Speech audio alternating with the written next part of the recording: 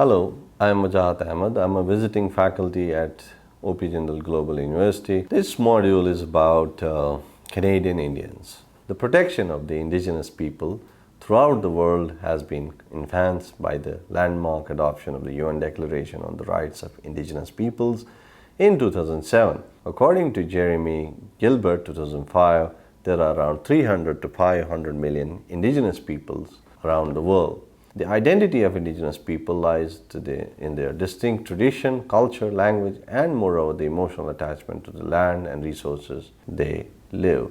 They are considered to be the descendants of the first known inhabitants of the land they reside. The strong sense of self-identity and distinct culture sets them apart from the dominant sections of the society. Section 35(2) of the Constitution Act 1982 includes Indian, Inuit, and Métis peoples of Canada as Aboriginal peoples. This module attempts to discuss different aspects of the rights of Canadian Aboriginals, a distinct minority generally known as First Nations or Indians. Intended learning outcomes of the module to introduce students to the different aspects of the rights of Indigenous peoples of Canada called the Aboriginal peoples, a distinct minority group generally known as First Nations or Indians. Number 2, to enable students understand and analyze the historical perspectives related to land and survival, cultural assimilation, and the state of these peoples in the 20th century. Number 3, to also introduce the students to the protection regimes concerning Canadian Indians, especially the rights concerning political participation and ownership of immovable property. Aboriginal peoples of Canada. Historical perspective on survival, land, and resources. The course of Aboriginal relations to the land and resources in the entire continent of North America before the European explorers was sufficient for survival. The Aboriginal peoples were having different lifestyles ranging from nomadic to settled farmers such as the Iroquois. The attachment to the land and resources was not only emotional but a complete foundation of socio-economic enterprises within different cultures and traditions. They were able to support the Mother Nature to become sustainable and harmonious for generations. The arrival of Europeans in Canada deeply altered the Aboriginal people's fundamental relations to the land and resources they live. The white man imposed different laws like Indian Act and many major and minor treaties which significantly redefined the European Aboriginal relations within the country. Long before the arrival of Europeans, for traders or settlers in what is now called Canada, Aboriginals were governed by unwritten customs and treaties sufficient for the resolution of land and other disputes, including war. The British colonial masters imposed written treaties which sometimes did not include oral promises made to the Aboriginals, making them miserable. The early 17th century was symbolic of treaty negotiations between the 13 colonies which later became the United States and the Six Nation Iroquois Confederacy. The successful treaties were symbolically represented by iron or silver chains. The mid of 18th century, around 1753, the chain was broken, blaming that Anglo-American settlers were occupying the land of Confederacy without any consultations to the Six Nations in the chain. The chain was restored in 1754 by colonial masters in a peaceful manner with Aboriginals. The treaty achievement of the early 18th century was the Great Peace of 1701, which ended 100 years of war between Iroquois Confederacy and New France and its allies. The significance of this treaty was lauded high in what is now Canada, as it established the course of negotiations between First Nations peoples and European representatives to settle their disputes. Despite frequent wars between Aboriginals and Europeans, the cultural coexistence reproduced a new section within the existing society. The European man started to marry Aboriginal women, founding the basis for the Métis population of Canada. The impact of treaty negotiations enlarged the scope of peaceful coexistence of Europeans in other parts of Canada. Many colonial governments now covered by the New Brunswick, Nova Scotia, and northeastern United States began to sign peace agreements with Aboriginal peoples. One such example is the First Peace and Friendship Treaty 1725.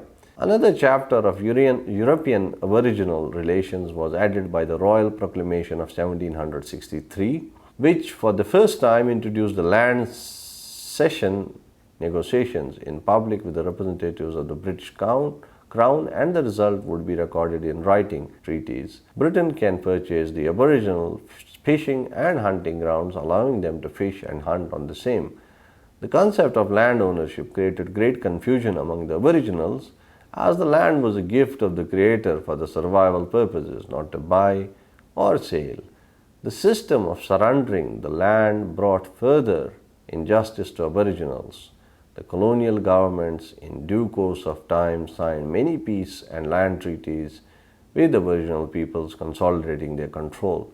The independent nature of Aboriginal natures was diminishing its status. The Constitution Act of 1791 divided newly created Quebec province in Upper and Lower Canada to further the interests of colonial governments. The British used the land taken from the Aboriginals to develop large settlements in exchange of small reserve lands for them. The systematic construction of churches helped cultural transformation of Aboriginals to Christianity. The attempts were continuously made to acquire the Aboriginals' land for different purposes like mining, establishment of industries, etc. Gifts, cash, clothing, blankets, etc. and moreover the creation of reserve land for Aboriginals were promised by colonial governments, most often not fulfilled. The advances in treaty negotiation empowered the newly created federal government of Canada in place of colonial representatives to regulate the affairs of Aboriginals and the reserves. Soon the Aboriginals came to know the awful motives of federal government regarding land acquisitions and cultural assimilation. The scarcity of resources and the hazardous diseases forced them to do nothing but to protest. The government further signed many numbered treaties, the objective of which was to completely denounce the Aboriginal rights to land forever. The government further signed many numbered treaties, the objective which was to completely deny the Aborigines' rights to land forever. In exchange of giving up rights to land, the returns were as usual, including limited reserve land, gifts, clothing, allowances for farming, hunting and fishing, schools if desired, and the responsibility of the government to produce infrastructures. These two, if complied with the law and order and liquor of the reserve. Historical perspective on survival and status. Besides the miserable conditions which subjugated Aboriginals until the end of 19th century, for the first time in 1876, in Canadian Aboriginal history, an Indian agent was allowed to keep medicine box at home to fulfill the promise of free health care.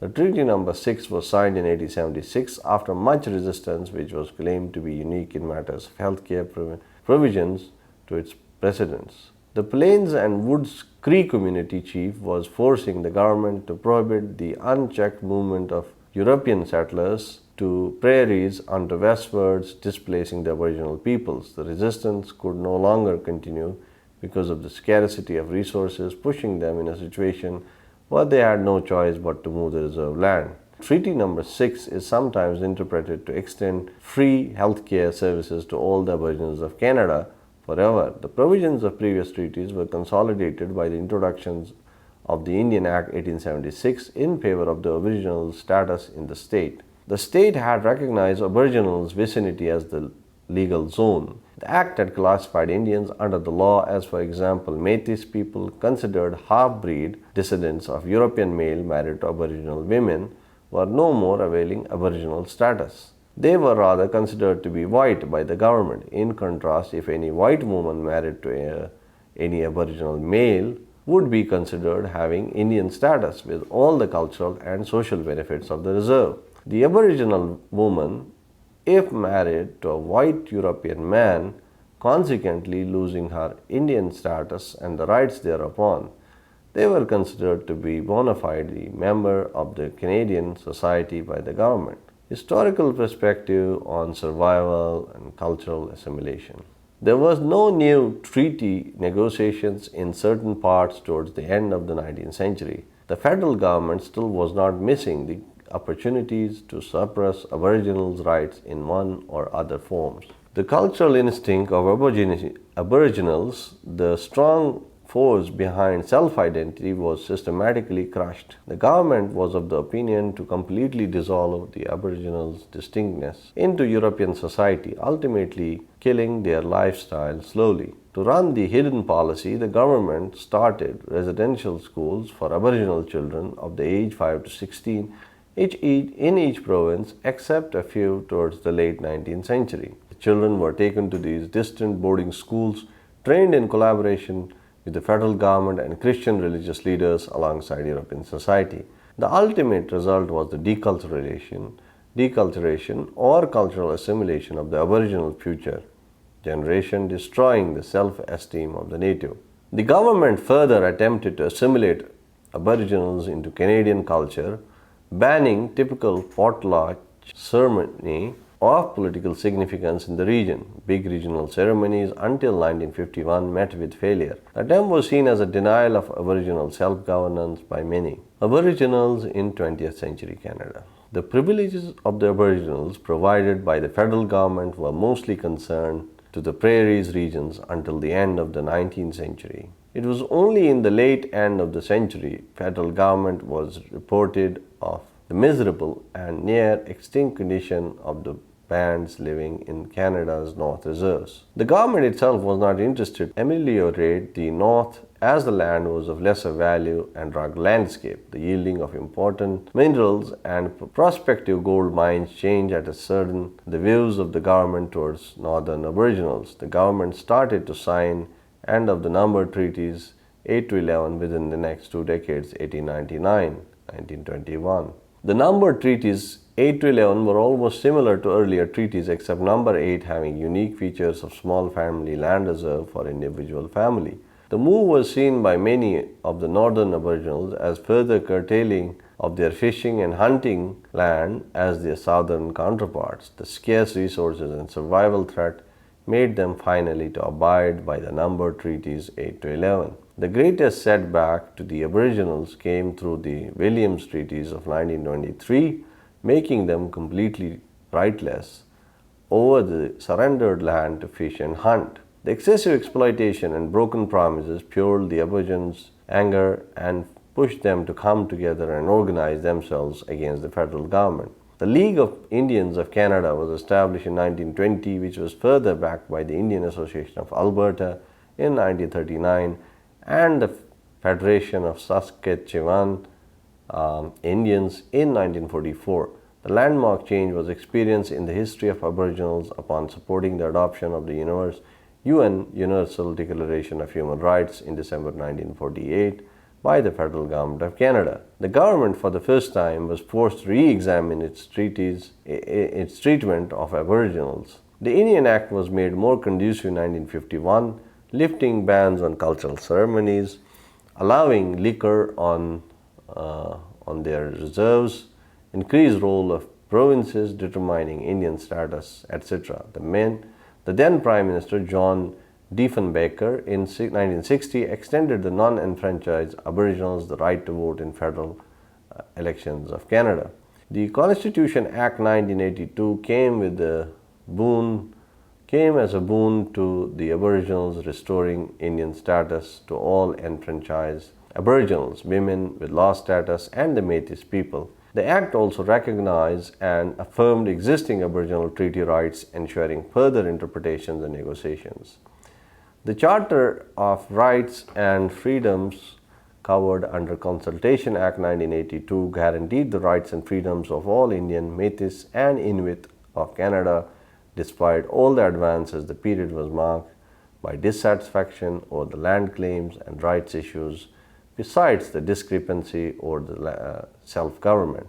Now let's look at Canadian Indians, affairs and prospects. Regional human rights protection. The dawn of the 21st century brought murky hope to the state of Aboriginals. The socio-economic conditions, including others, remained unchanged.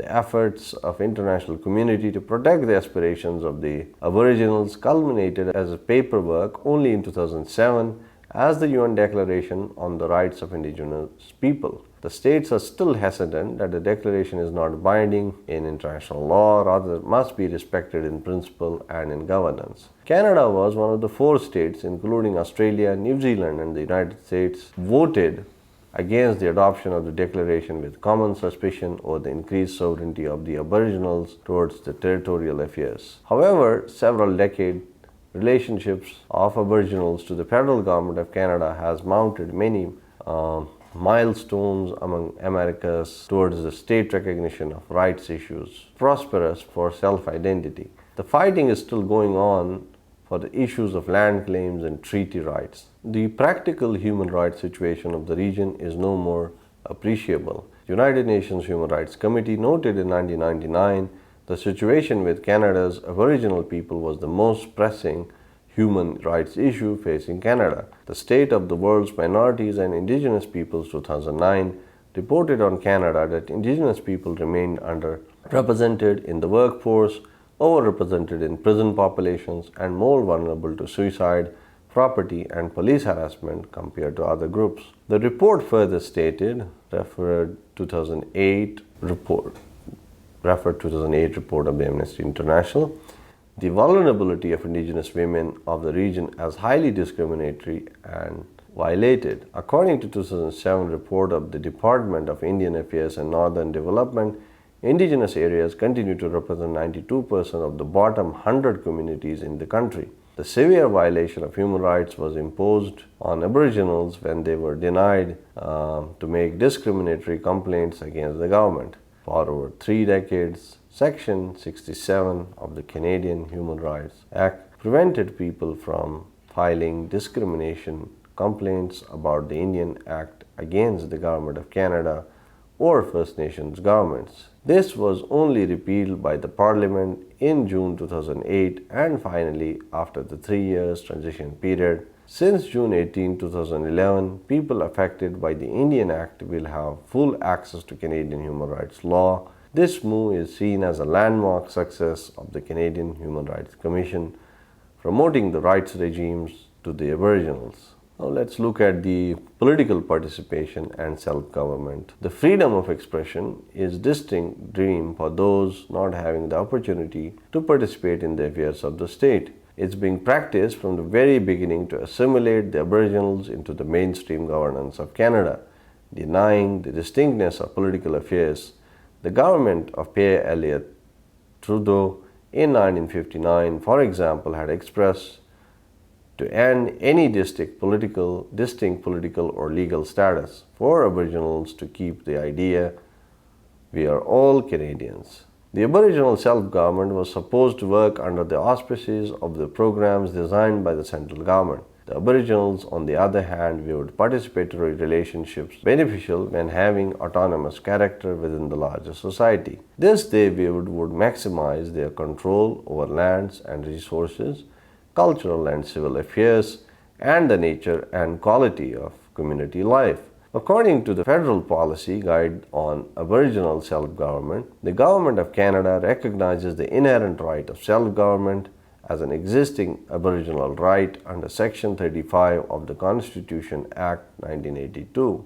The guide elaborates specific areas where Aboriginals have right to govern themselves related to their community, culture, identity, tradition, language, and institution, and especially to the land and the resources. The Canadian Human Rights Commission views participatory politics helpful if central government encourages Aboriginal self-government through the development of appropriate First Nations community-based dispute resolution processes. The large-scale awareness through educational and training must be propagated to eradicate the regime of discrimination and to make human rights open and accessible to all. This in turn must be provided with adequate resources for First Nations governments to comply with the obligations under the Canadian Human Rights Act. Unfortunately, according to the Christian Aboriginal Infrastructure Development (CAID) 2009 report, In the 27 years since the Constitution Act recognized and affirmed Aboriginal rights, nothing has changed for the expression of Aboriginal rights in Canada. Housing and land rights. The land-based survival is central to the Aboriginal ways of life. The recognition of territoriality as a fundamental facet of statehood imparts Aboriginals titles to self-determination as a territorial right. The process of self-determination, as Castellino 2005 describes, must accommodate differing national identities within the confines of the state, rather than the creation and dismembering of older states. The state's interests help settler populations claim upon the territory too. The tussle of Aboriginals versus settlers had many initiatives to resolve the land claims with failed agenda in the Canadian region. The basic component of Aboriginals' land claims is the sustainability that everything taken place on their lands must not affect the present and future survival. The October Royal Proclamation 1763 defines reserve lands as the possessions of Indians, if not ceded or purchased by the Canadian government, cannot be purchased by any private person. The Indians so desire the said part of land can be purchased by the government only at some public meetings. The Constitution Act 1982 Section 35(1) specifically defines that Aboriginal rights of title cannot be extinguished without the consent of Aboriginal peoples. According to Westra 2008, treaties signed to extinguish Aboriginal land claims are based on false collaboration, violating Sections 35 of the Constitution Act 1982 and the Crown's fiduciary duty. It is seen further enhancing racial discrimination and incompatible to the international human rights instruments. The extinguishment of Aboriginal rights is somehow equivalent to asking Canadians to give up their Canadian citizenship. The Aboriginal Affairs and Northern Development Canada AANDC work with First Nations communities to enhance control over land and resources through existing treaty agreements. The AANDC further works with First Nation governments to support affordable and adequate housing, clean drinking water, and community infrastructure like roads and schools, essential to healthy, safe, and prosperous communities. The real picture of housing and land rights is better seen in a report of 2013. Amnesty International Canada states that the widespread failure to protect Indigenous peoples' rights to lands and resources or to ensure timely resolution of outstanding land disputes undermines the ability of Indigenous peoples to maintain ways of living on the land that are vital to their cultures, health, and well-being. Now let's look at the health and education. The society is said to be prosperous if it works better on the indicators of health and education. The survival of individual is in danger if not sufficiently provided with basic needs essential for a healthy life. A healthy person can be a part of a healthy society. The other important element which makes life dignified is none other than education. The literate person is an aware person of the society and can participate in the making of the society. Unfortunately, the prolonged and systematic obstructions to health and education to the First Nations people of Canada has forced them to live a miserable life even today. The residential schools for Indians were built by the Canadian government far away from the reserve land, and children of Aboriginals were forcibly boarded there. The sole purpose of the government was to dealing the children from their culture and tradition. The government, in collaboration with the Christian missionaries, was train them to be European. The condition of these residential schools were hazardous, tuberculosis was common, the quality of food given to them was non-hygienic in those circumstances. The chances of survival were very low. Many of them died. Those who survived had lost their self-esteem. They were unable to mingle with their reserve and got addicted to liquor, thus lost their bearings. Recently, in 2008, the Liberal government of Canada offered an official apology for the residential schools fiasco that had led to the forced assimilation of natives. It was too seen by many as a procedure in order to accelerate the resolution of land claims. The Aboriginal Affairs and Northern Development Canada (ANDC) is committed to provide quality education to First Nations people throughout Canada. It has invested approximately $1.5 $1.55 billion in First Nation K-12 education and more than $322 million in post-secondary education in 2011. 2012, besides approximately $200 million on infrastructure. The United Nations Regional Information Center for Western Europe, UNRIC, reported that despite all the efforts, lack of clean drinking water, no sewerage system, bad education, alcoholism,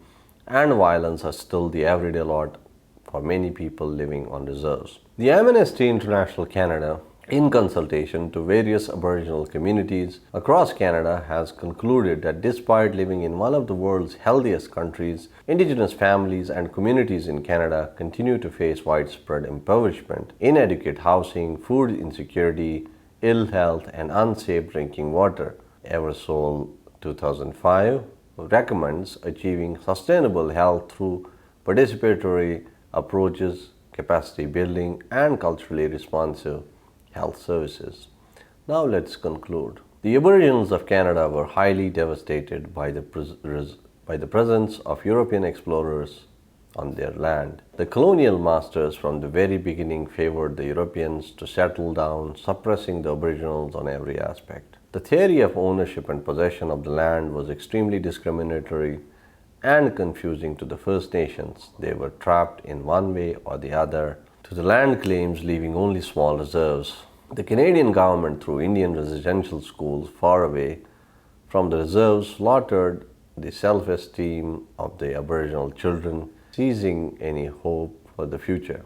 The Canadian government non-acceptance of the UN Declaration on the Rights of Indigenous Peoples 2007 and a non-ratification of ILO Convention number 169 indicates the reluctance on part of the improved protection to the Aboriginals. Even today, they are still fighting for the status of self-government, land claims, and treaty rights. A cry from around the world has sought to recover the current situations facing Canadian Indians.